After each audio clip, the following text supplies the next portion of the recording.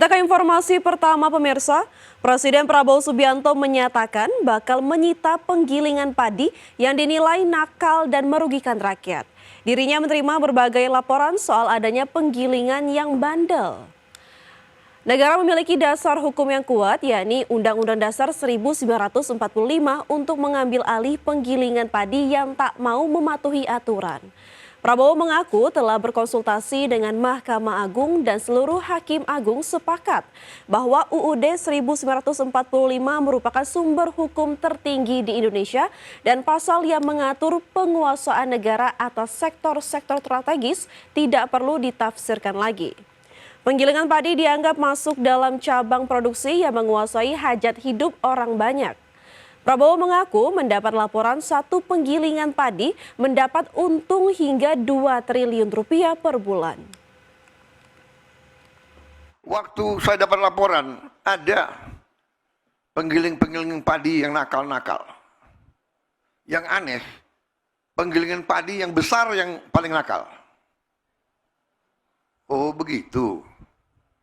Lo mentang-mentang besar lo kira pemerintah Indonesia nggak punya gigi. Aku buka Undang-Undang Dasar 1945 pasal 33. Cabang-cabang produksi yang penting bagi negara dan yang menguasai hajat hidup orang banyak dikuasai oleh negara. Siap mendukung pemerintah dalam mewujudkan kemandirian dan swasembada pangan. Sinergi Kadin Indonesia dengan pemerintah ini bisa berdampak signifikan pada program-program yang menjadi fokus pemerintahan Prabowo Subianto. Kamar Dagang dan Industri atau Kadin Indonesia siap mendukung pemerintah dalam mewujudkan ketahanan, kemandirian, dan swasembada pangan. Kadin memastikan anggotanya siap bergerak hingga pelosok daerah. Menurut Ketua Umum Kadin Indonesia Anindya Bakri, dukungan Kadin Indonesia ini bukan semata ditujukan untuk mewujudkan ketahanan, kemandirian atau swasembada pangan, tetapi juga untuk menggerakkan perekonomian sampai ke daerah, bahkan hingga kabupaten dan kota.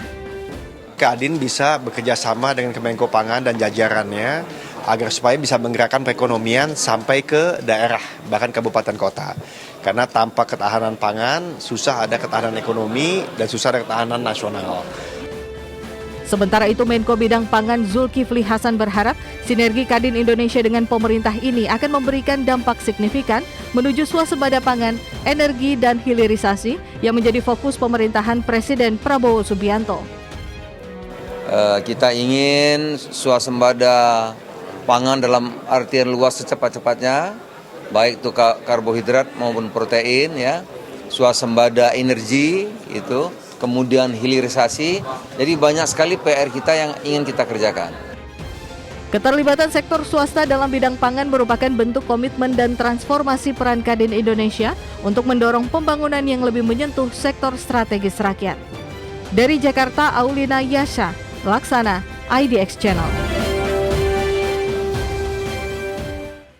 Pemerintah memastikan batas ketetapan tarif resiprokal Amerika Serikat 19% sudah bersifat final dan dapat berlaku lebih cepat atau lebih lambat dari tenggat 1 Agustus 2025. Kesepakatan tarif akan berlaku bila mana joint statement atau kesepakatan bersama tersebut diumumkan lebih lanjut oleh Donald Trump.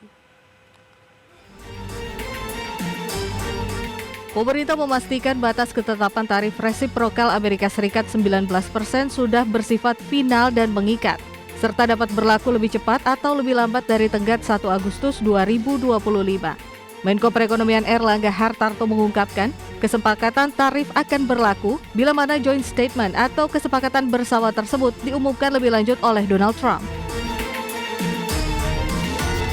Erlangga memastikan tarif yang berlaku nantinya selagi menunggu joint statement diumumkan, yakni tarif dasar sebesar 10% dan tarif Most Favored Nation atau MFN.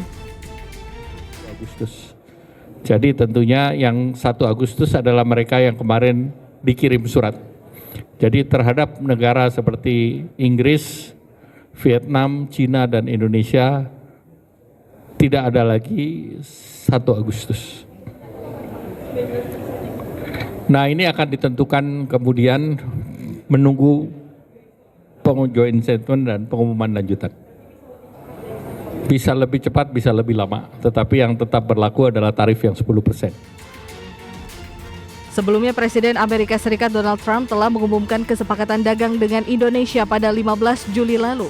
Berdasarkan kesepakatan lisan dengan Presiden Prabowo, Amerika akan mengenakan tarif 19% terhadap impor barang-barang dari Indonesia. Dari Jakarta, Raharjo Patmo, IDX Channel. Pengamat ekonomi menghimbau pemerintah Indonesia agar berhati-hati dalam menyikapi hasil negosiasi penurunan tarif impor dari Amerika Serikat. Meski kebijakan tersebut dinilai positif untuk meningkatkan ekspor nasional, namun ada potensi dampak jangka panjang terhadap hubungan dagang Indonesia dengan Amerika Serikat atau dengan mitra negara lainnya. Peneliti Pusat Industri dan Perdagangan dan Investasi Indef, Ahmad Heri Firdaus mengungkapkan penurunan tarif dari Amerika Serikat berpotensi menimbulkan ketimpangan dalam kerjasama perdagangan. Jika Indonesia dianggap memberikan referensi khusus pada satu negara, maka hal ini bisa memicu respon dari negara lain untuk menuntut kesepakatan dagang serupa. Pemerintah perlu memastikan bahwa kesepakatan dengan Amerika Serikat tetap selaras dengan prinsip perdagangan multilateral dan tidak bertentangan dengan komitmen dalam organisasi seperti WTO atau ASEAN. Pemerintah juga diingatkan untuk memperkuat posisi tawar dalam negosiasi lanjutan, termasuk memastikan bahwa keuntungan dari kesepakatan tarif tidak hanya jangka pendek.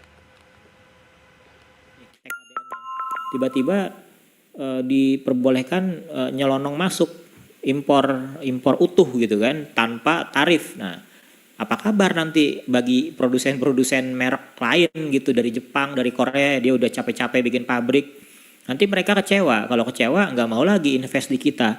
Kalau nggak mau lagi invest di kita kan ke depannya kita juga yang rugi kan gitu. Demi cuma itu tadi menuruti kemauan Amerika Serikat. Nah, jadi harus ya tegas ya menurut Amerika Serikat. Jadi bagaimana win-win solutionnya gitu ya.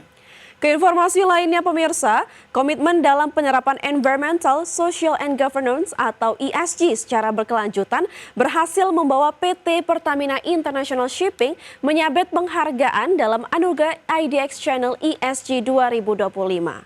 Melalui penghargaan ini, perusahaan semakin yakin dampak penerapan ESG cukup baik bagi masyarakat maupun lingkungan.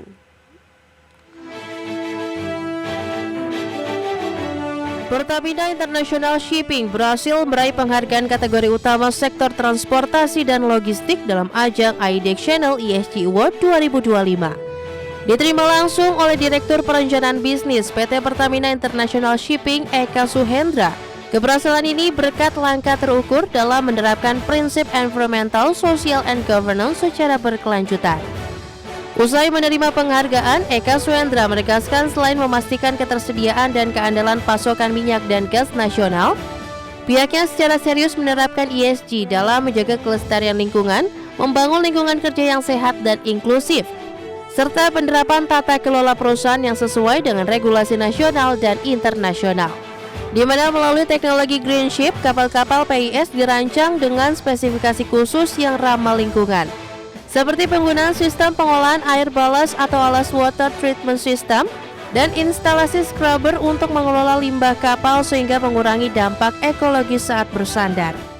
Dari sisi ESG ya, pertama environment, kita juga terus menjaga kelestarian, mulai dari ikut serta dalam carbon reduction gitu ya, kemudian juga menjaga ekosistem laut, kemudian juga kita ikut ke dalam pelestarian pantai yang ada di Indonesia gitu ya. Kita pastikan semua kapal-kapal kita tidak memberikan impact atau polusi yang mungkin dihasilkan oleh kapal selama ini. Kita berusaha itu untuk dijaga. Di samping itu, Pertamina International Shipping juga menerapkan alternatif fuels yang diaplikasikan melalui teknologi dual fuel yang memungkinkan konversi bahan bakar hijau dalam meningkatkan efisiensi konsumsi untuk armada logistik yang dimiliki. Sementara itu, dalam aspek sosial, Eka Suhendra mengungkapkan bahwa PS telah menerapkan program Respectful Workplace untuk menciptakan lingkungan kerja yang aman, inklusif, dan saling menghormati. Sedangkan dari sisi tata kelola, Pertamina International Shipping selalu mengikuti aturan yang berlaku di industri perkapalan, baik skala nasional maupun internasional. Kedepannya, Eka menyebutkan bahwa pihaknya telah menyusun roadmap ESG yang mencakup 2 strategi utama, yaitu investasi dan operasional. Salah satu fokusnya adalah penggunaan energi yang lebih ramah lingkungan. Dari Jakarta, Devin Mansyah, iDex Channel.